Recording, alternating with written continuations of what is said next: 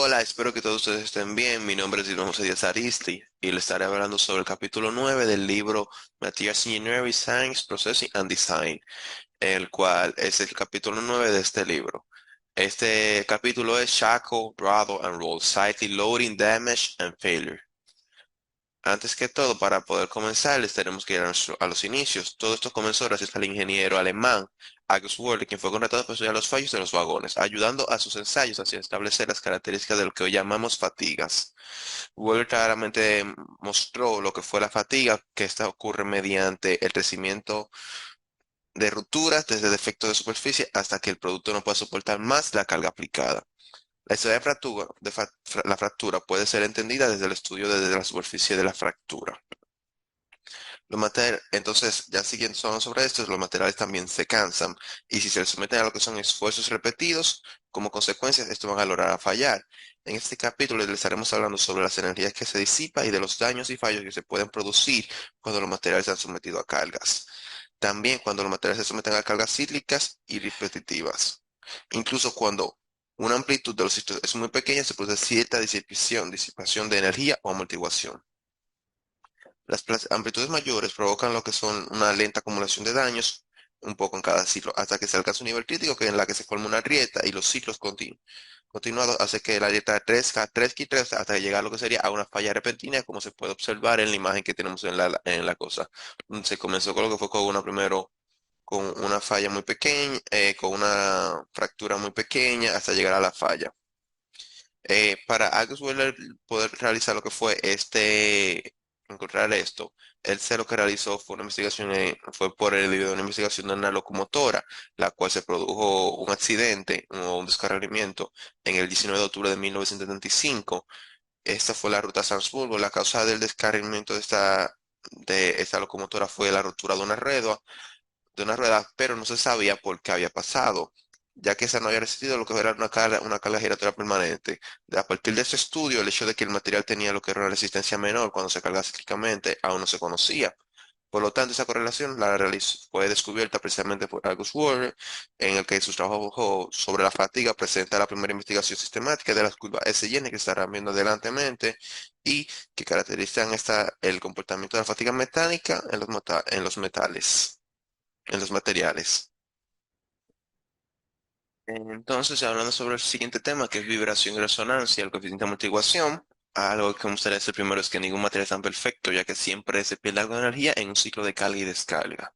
Siempre hay una pérdida de energía. Y como podemos ver una campana en esta imagen, esta es para ver que la campana es un cuerpo metálico, en la que al ser golpeado, está lo que genera son vibraciones, que esas vibraciones mediante el aire llegan al tímpano, generando así nosotros el sonido que podemos escuchar porque vibra en el tímpano. Entonces, como vamos a ver, si se carga una sola vez, es posible que no haya ninguna pérdida de energía. Pero si a diferencia de otros materiales, como puede ser una campana o demás, esta hace que se cargue entre 20 o 20 miles por segundo, donde la energía obviamente se va a hacer de una manera evidente. Por eso es que algunos, ya sean como estamos viendo una locomotora que se carga muchas veces, es que estas sufren lo que son la fatiga, pudiendo así llegar a la fractura. Entonces comenzamos hablando de este tema sobre el coeficiente de amortiguación. El coeficiente de amortiguación mide el grado en el que se pierde la energía. Este mide el grado en el que un material vibra o disipa, en el que un material disipa lo que es la energía vibratoria.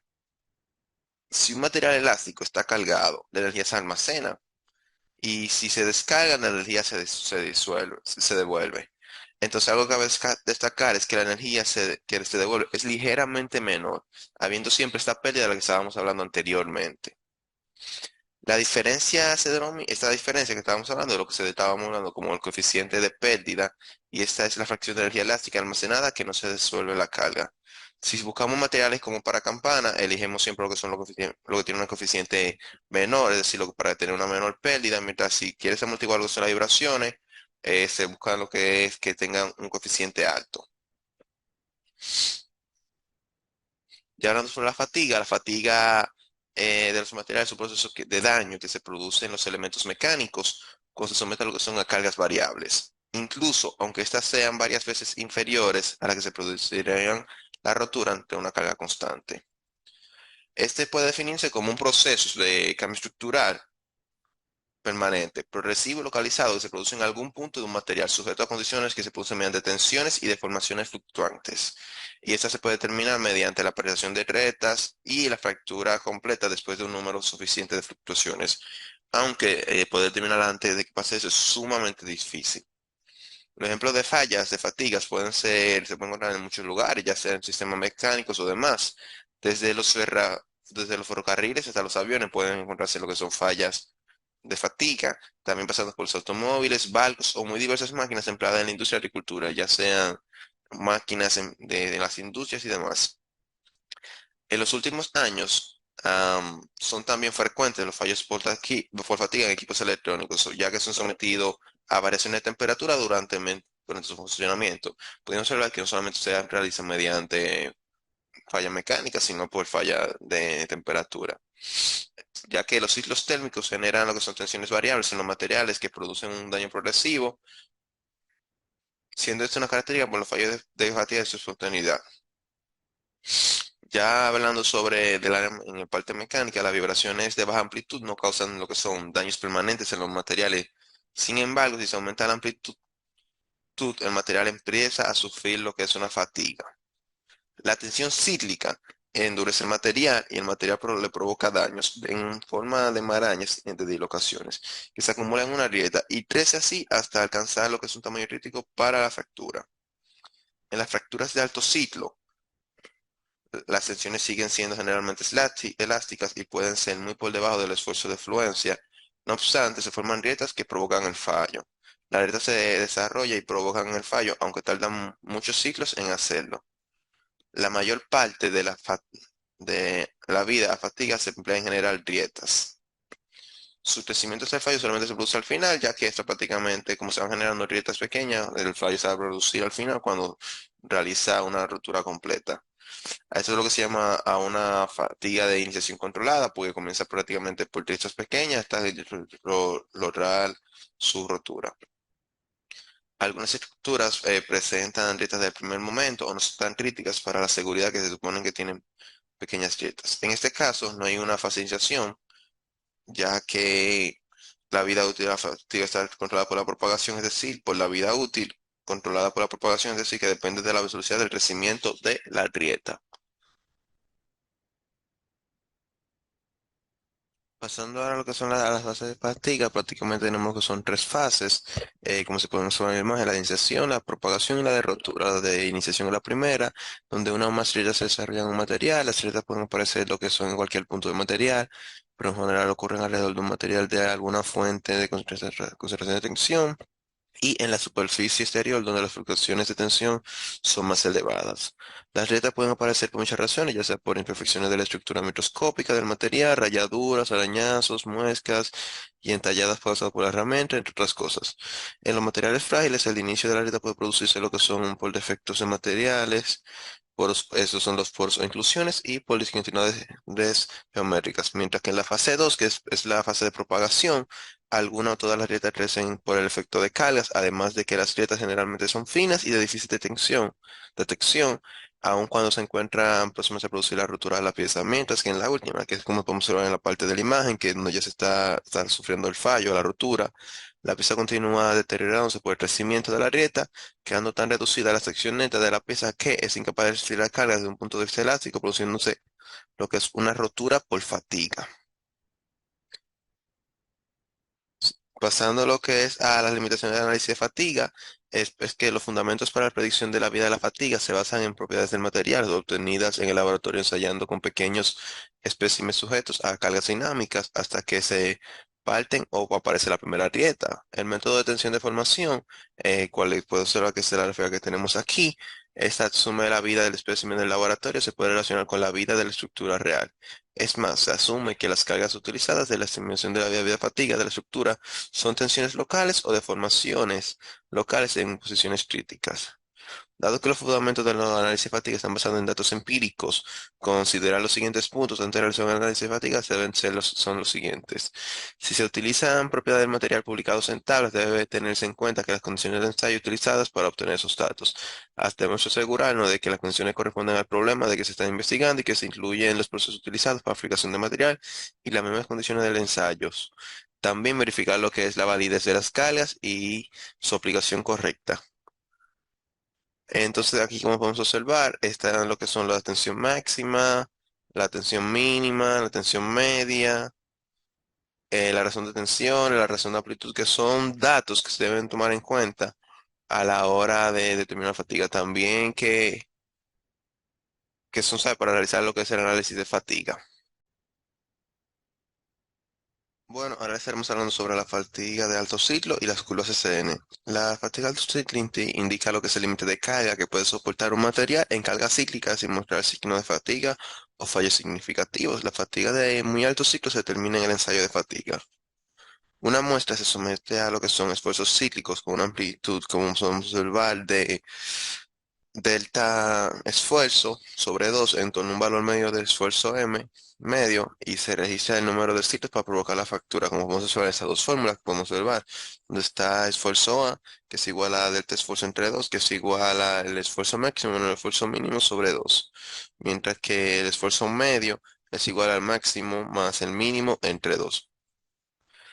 La mayoría de los que son de los ensayos que utilizan tensión con una amplitud de esfuerzo A de una tensión media y una tensión media de esfuerzo M de todo definido. Los datos de fatiga suelen comunicarse para un valor R especificado y donde R significa que la tensión media es cero y que un valor cero significa que la tensión eh, que, que la tensión cero es del esfuerzo máximo. Para muchos materiales existe lo que es un límite de fatiga o resistencia en la amplitud de la tensión esfuerzo A, en alrededor de la tensión media cero, por debajo de la cual la fractura se produce por debajo de la que no se produce nada en absoluto, o solo se produce después de un gran número de ciclos. En la amplitud de la tensión del esfuerzo A, está prácticamente en torno a la tensión media cero, por debajo de la cual la fractura no se produce en absoluto. Eso se suele pasar luego de un gran número de ciclos.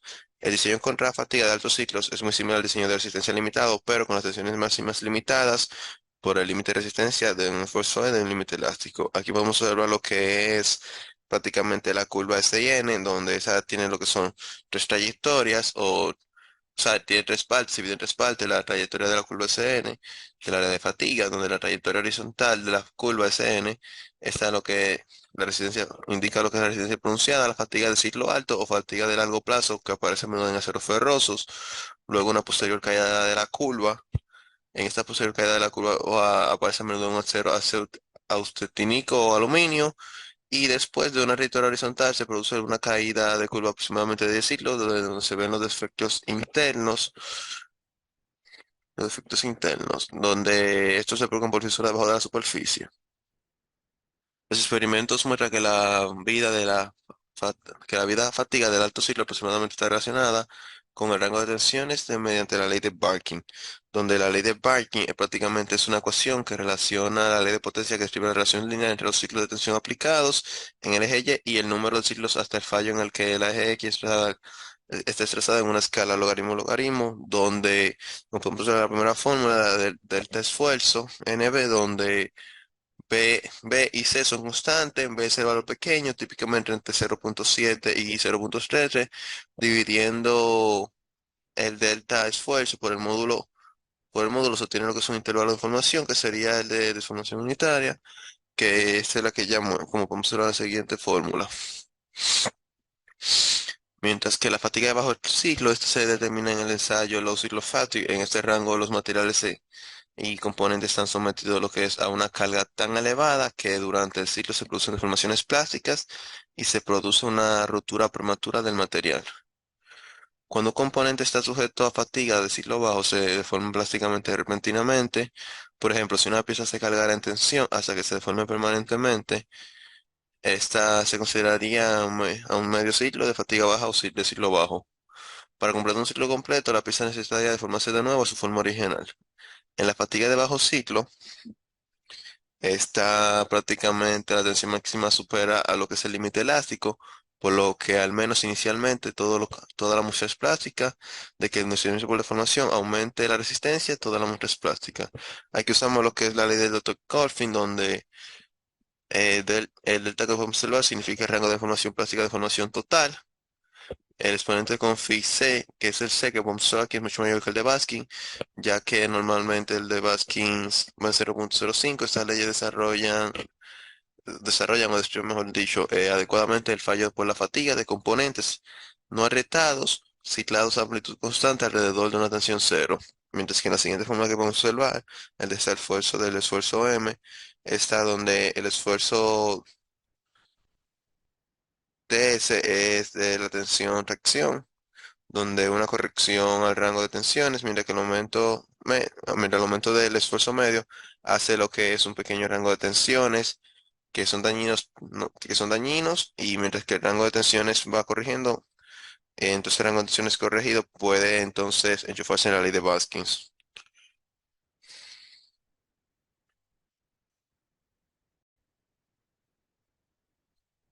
Ahora hablando del otro apartado, que son la carga de fatiga de componentes agrietados, si las grietas no son lo suficientemente grandes como para poder detectarla, digo, si las grietas son suficientemente grandes como para poder detectarlas, es fácil repararlas.